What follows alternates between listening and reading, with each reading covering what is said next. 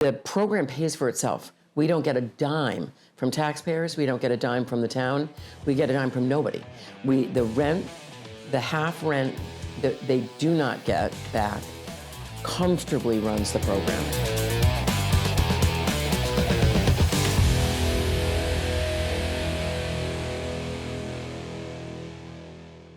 Good evening. It is December 22nd, and welcome to Cape Media News, your source for hyperlocal news that matters. I'm Lauren Williamson. The Chatham Housing Authority's MCI escrow program has been helping families purchase their first home for over 2 decades. We sat down this week with Tracy Cannon, the executive director of the Housing Authority, to give us more insight into the program and how it helps local families. The properties are owned by the town of Chatham, and they were empty. They're historic, almost 100-year-old houses that were part of the Marconi ship-to-shore radio program back in World War II. There's actually a museum on the property that we encourage everybody to go and take a look at. And these houses are sort of bungalow-style homes that housed the employees, the various people that worked in the program back during the war. So then after the war ended and ship to shore was no longer as prevalent as it was during the war, they just became vacant. And they were owned by the town. And so in concert with the Housing Authority, the town decided to put together a program. And it was just like a pilot thing. I believe it was 23 or 24 years ago, with just 2 of the houses. And they moved a family in for 3 years and rented to them. And after the 3 years, they gave them back half of their rent to put towards the purchase of a home, so that the tenants would then go from being renters to being homeowners. And back then, 3 years was plenty of time, and 3 years, and you had a small fortune when you were done. And so it's sort of morphed over the years as real estate has changed, as the housing needs have changed. It's morphed, and now we have all 4 of the houses in the Marconi on the Marconi property are now 3-bedroom rentals for 5 years. And then since then, we have added a 2-bedroom house on Kroll Road into the program. It's all the same thing. After 5 years, we escrow the money, and after 5 years, we give it back to the tenants to buy a house. So that's the way it's going now. That's where we are today. It's just grown and grown and grown, and it's been very successful, and we're really happy with it. The program pays for itself. We don't get a dime from taxpayers. We don't get a dime from the town. We get a dime from nobody.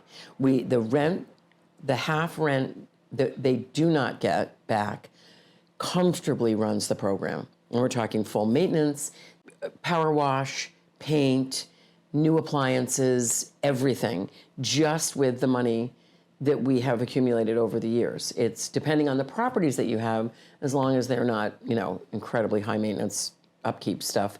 It pays for itself, comfortably pays for itself. The big issue simply is that there's just no inventory to buy from. So we were able, the last one that we added, a local resident who's also a very benevolent soul, was able to buy a little ranch, 2-bedroom ranch that needed a lot of work, and then he was able to reach out to various subcontractors, and frankly just ask them all, are you willing to donate some time or give us a cut rate? And the town just stepped up. The town was unbelievable. The subcontractors were incredibly generous. I would encourage everybody to call us at the Housing Authority and ask about the program. And once you're on my list, whenever we've got a 2-bedroom that is the 5-year lease is up a year from January. So that 2-bedroom will come back into the mix. And so hopefully we'll be here this time next year with a 2-bedroom getting ready to be in the lottery. And hopefully between now and then, maybe we'll be able to pick up another property or 2. On Monday, December 18th, the Hyannis Main Street Waterfront Historic District Appeal Committee met to report the latest on the petitions made to appeal the committee's approval of the Wind Development's application for the Harbor View housing development. Last month, the committee approved the demolition of the existing building at 307 Main Street in Hyannis and awarded a certificate of appropriateness to the Harbor View project. While some citizens feel strongly that the commission overlooked their guidelines when approving the project and called for the committee to remand the matter, the town attorney deemed their appeal invalid. Take a look. The committee has received an opinion from the legal department, which was sent copies of the 3 appeals, and the legal department has advised the committee that the appellants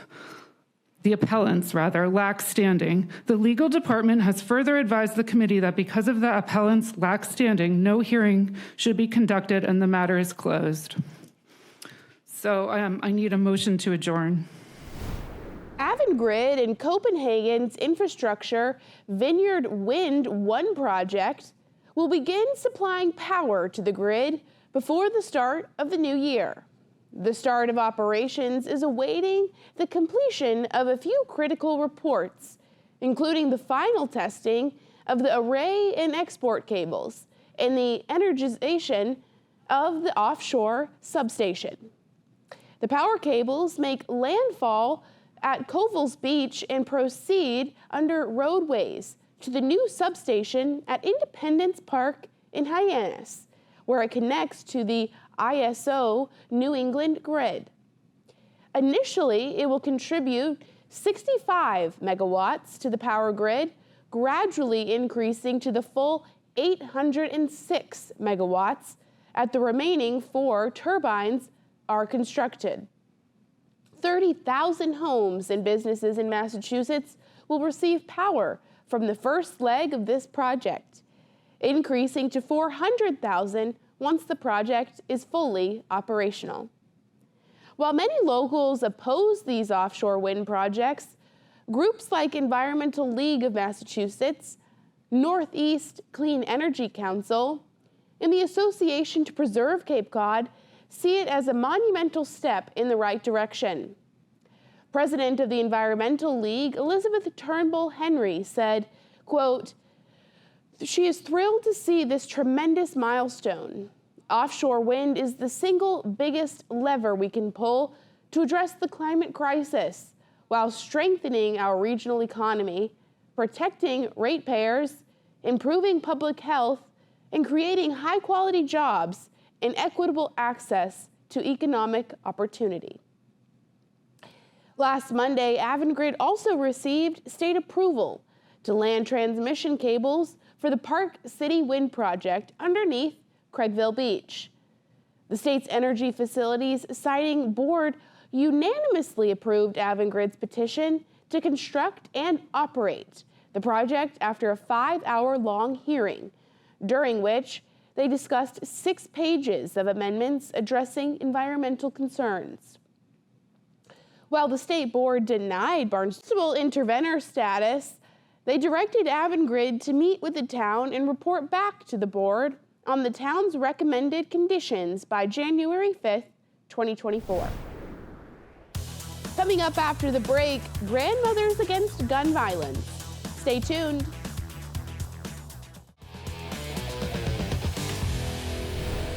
Welcome back to Cape Media News. I'm Lauren Williamson. On the 11th anniversary of the Sandy Hook shooting that tragically took the lives of 27 people, Cape Cod Grandmothers Against Gun Violence took to the Hyannis Rotary to rally for gun reform. This is Grandmothers Against Gun Violence. We're 11 years old today. We were founded after the tragedy at Sandy Hook years ago on this day when 26 teachers and their students were murdered at Sandy Hook with an assault rifle. So we're here to remember every victim and survivor. As you'll see later, we have signs for every incident, probably within the last 8 months. So it's a real problem. We're approaching 40,000 gun deaths this year in the United States, with 636 mass shootings. And as I'm sure you've all heard, that gun violence is now the leading cause of death in our youth in this country, which is disgusting. So we're here to remind everyone as the holidays approach that a lot of people will have empty tables, empty seats, really sad memories, and this is why we all do the work we do.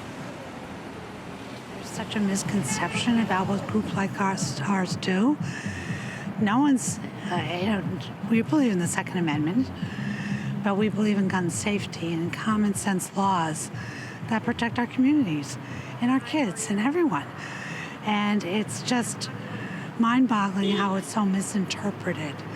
And I think if Americans are bold, no one wants mass shootings. No one wants people to be killed. And that's where it seems to be the biggest misconception about what we're looking for. It's impossible to get rid of the guns in this country. They outnumber the population. So what we want is respect for each other, common sense gun laws, background checks, things that can help just lessen the violence. This is the anniversary of Sandy Hook, and I think a lot of people like me, after that horrific tragedy where those babies were killed, thought, oh God, if this doesn't change things, nothing will, and it didn't. There has been a lot of progress on state levels, but what we want people to do is not forget, this is just a fraction of the killings. You know, we have signs holding up mass shootings, which is 4+ people in one instance. And you can't forget. But and that's the thing that we're trying to get across. These are lives that we're talking about. These are people who lost their lives, and then the repercussions of that. I think the other thing I would like to mention is that survivors of mass shootings, it's a lifelong of agony. And it's also what it costs taxpayers to help survivors and persecute people who have committed crimes. All that people don't understand. It's all part of it. So this is just to remember all the people that have suffered and lost their lives, and the families have to live with it. Hopefully make an impact. In January, our Senate will be working on the other half of the Firearms Safety Act. So we encourage everyone in January and February to be calling the Massachusetts State House to say that we do want them to update our gun laws. It's a really sound bill. Right now, a lot of challenges are being brought by rifle associations outside of states trying to undo their gun laws, including ours. So we're encouraging everybody to stand behind the new Firearms Act. And on a national basis, all you can do is keep calling your U.S. Congress and encourage your friends to say this is not acceptable anymore, and we need to see some gun safety laws because we have a real bottleneck there. We're saying that we remember all these survivors and victims. They are what fuel our soul in this work, because this is tough work. And every time another shooting happens, we're depressed, and then we just turn around and fuel off it and do more work. The message, unfortunately, is the American public has to realize it's become so random that it can happen to anybody, anywhere, anytime. And until we realize that and we vote accordingly for people that will give us safety in this country, that is where we're going to be. Because right now, the biggest bottleneck is the politics and the policy. And you just have to realize the American people can do this, but they're going to have to do it. Next year is the election, so get out there and vote for gun safety candidates. And that's about all I have to say. Happy holidays. An active shooter scare rattled the Cape Tech community in Harwich last Friday morning. While the armed intruder alert system was triggered in the school, officials quickly determined that it was not an active shooter situation. Harwich police were immediately notified, and the event is currently under investigation by school officials. Counselors were available all day to support staff and students were released from school early. Superintendent of the schools, Rob Sanborn, says that while staff and students responded appropriately per their regularly practiced active shooter drills, the alarm system was not functional in all areas of the building. The alarm vendor was contacted to address this problem. Sanborn says specific details of the event, including response protocols, cannot be discussed for security reasons and due to the ongoing nature of this investigation. After a series of twists and turns, the Harwich Select Board has decided to hold a special election on April 9th to fill the vacant 5th seat left by former chair Mary Anderson. The decision follows a roller coaster of events initiated by the Select Board and one Harwich citizen, Patrick Otten, who created a petition to hold the special election after the board voted not to. Otten later withdrew his petition and now has reversed course again during the recent Select Board meeting on December 18th. During the meeting, Otten read his letter to the Select Board titled, "Withdraw the Withdrawal," explaining his change of heart. It's titled Withdraw the Withdrawal. Yes, it's a tangled. The Harwich Select Board could have called a special election for January to fill the vacant seat, but they did not. Instead, a citizen's petition was submitted calling for a special election as soon as practical, signed by 242 Harwich registered voters. Caught with the sympathy for the town clerk's plight, I did wish to lessen the burden, but I have no intention nor interest in solving the problem for the Select Board. It is absolutely the Select Board's responsibility to call for a special election to fill the vacant seat. I hereby withdraw the notion to withdraw the special election. The town clerk identified April 9th as a possible date. Another possible date would either be the day before or after the presidential primary on March 5th. Setting up polling only once is cost effective. Note on costs. The town budget is $72 million. Election cost is about $20,000. Or in graspable terms, if you have $72, the election costs about 2 cents. I urge the Select Board to act responsibly, to represent the residents of Harwich, and to set a date for the special election to fill the vacant seat. It is desperately needed. So with that, I also want to inform you that Secretary Galvin's office has been notified of what's been going on, the elections division. And of course, one solution is to get an injunction to force the Select Board the statutory obligation to hold an election. The Select Board, responding to this unexpected development, voted to proceed with the special election on April 9th, bringing an end to the uncertainty surrounding this vacant seat. So I think that we should move forward with an April 9th election. I think it makes the most sense. We've had this discussion month after month, and we've always talked about an April date. And April 9th is the earliest date. And so at this point, pushing it out to the day before the previous election, I think represents the same issues that we would have in terms of logistics and even that confusion about people coming to that election and then maybe not going to the other election. I just think it causes confusion. So I would propose to move forward with an April 9th date. Michael McCaskill shared with me he was in favor of that as well. The ship has sailed on pretty much anything else, and I prefer to have an election as opposed to not have an election. Mm-hmm. So if that's the earliest we could do it, yeah. I move that Town of Harwich hold a special election to fill the 5th seat for the Select Board on Tuesday, April 9th, 2024. Second. Moved and seconded. All in favor? Aye. Aye. Aye. Yeah. Coming up after the break, Harwich Community Organization. Stay tuned.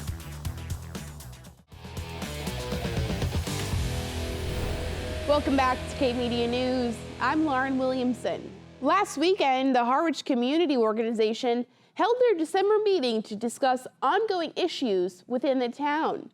Patrick Otten gave an update on a citizen petition he is working on for their next annual town meeting. And Sandra Hall spoke more on her efforts to get signatures for her petition for a ballot question. Take a look.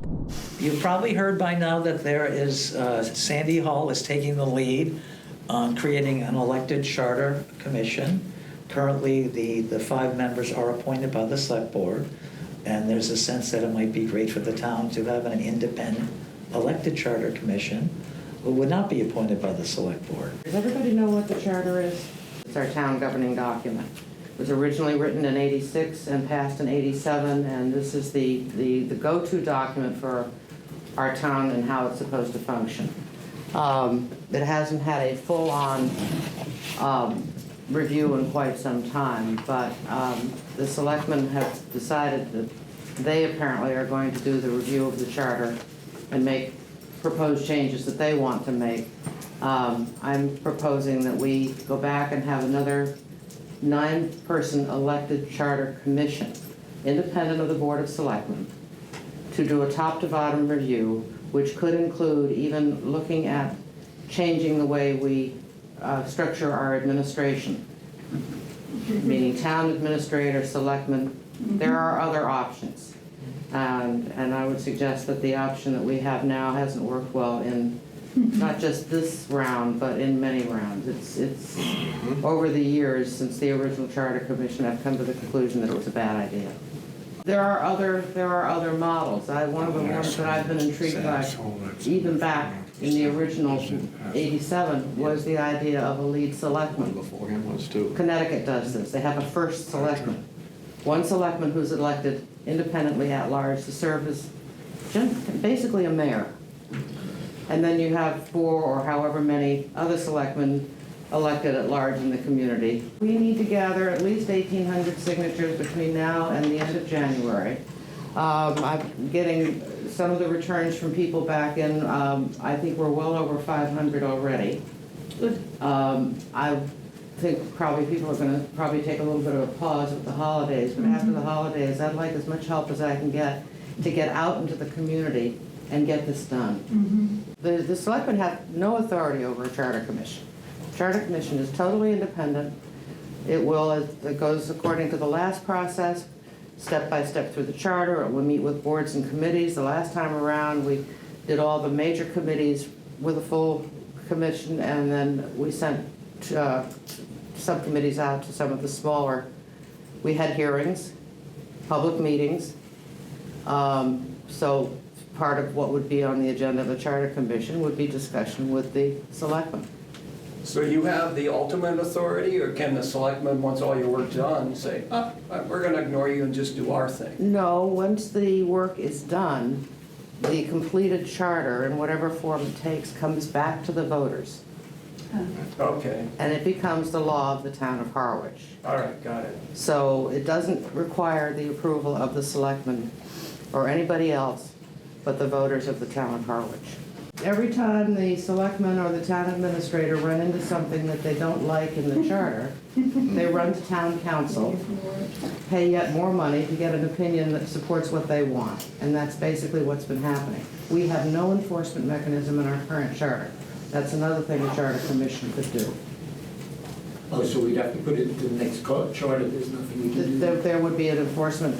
Well, I put an article before town meeting in 2016 and got shut down royally.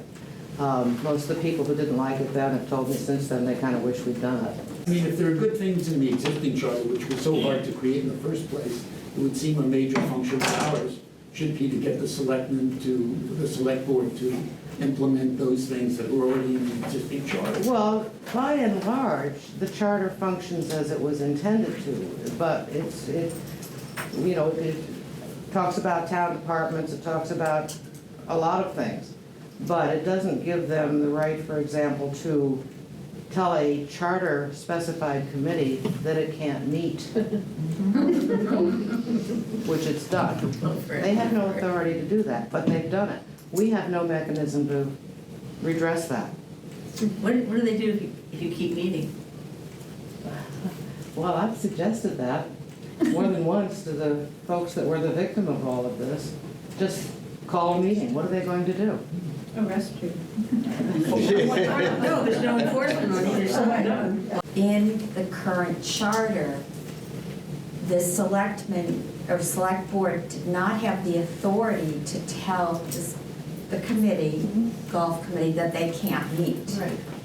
Why have we all, including the golf committee, just accepted that and the resignations occurred? I mean, if the select board thinks that the people in town are not going to be bothered by what they do other than to talk about it, I guess they don't feel they have to make their decisions based on what's in the charter. They have no specific authority to essentially disband a committee. Right. It's a charter committee. Right. What's the remedy? We don't have one, that's the problem. But if they have no legal authority to disband it, why do they accept being disbanded? What's the remedy? Don't get disbanded. Meeting and the people in town who were Well, that would have concerned. been up to the golf committee members to make that judgment Right, as to whether right. they were going to pay attention or not. Right. Or let themselves be basically bullied into what has happened. So is this what the select board assumes, that we as a group of citizens in Harwich, we accept every decision they make up to now? According to them, we absolutely should. Because we don't know enough to. We don't know any better. We don't know any better. We're not that smart. You're such an amazing resource, and I think all we're trying to do is give you additional ideas, if there are any. Oh, I'm all for it. To try and I love ideas. get this system that's broken But there on isn't the way to any, repair. we don't have any leverage at this point in time. Is it that our charter is not adequate, or is it we don't have the teeth to enforce it? We don't have the teeth to enforce. So let's get some teeth. Right. So we don't have to rewrite the whole charter. We have to write something in it that says you got to follow it. Well, we could go into town meeting and once again and try for that enforcement tool. Okay. But it still doesn't mean that we may not want to take a good solid look at this from top to Sure. bottom and see. Because again, we can't change. If we want to do something other than a professional governor, then we have to have a charter commission. Okay. So But the that- other thing we can do along the way, that's a possibility, Yeah, because absolutely. that's several years down the road. I mean, can we put some teeth in it to make them follow the charter disruptive. now? Being disruptive will help. Okay. Thank you so much for joining us this evening. From everyone at Cape Media News, we hope you have a happy and safe holiday. If you have a story that you would like to see covered, send us an email at newstip@capemedia.org. Tune in every week for more hyperlocal news that matters on Channel 26, Apple TV, Roku, and Fire TV. Be sure to follow us on all of our social media, including Facebook, YouTube, and TikTok. For Cape Media News, I'm Lauren Williamson.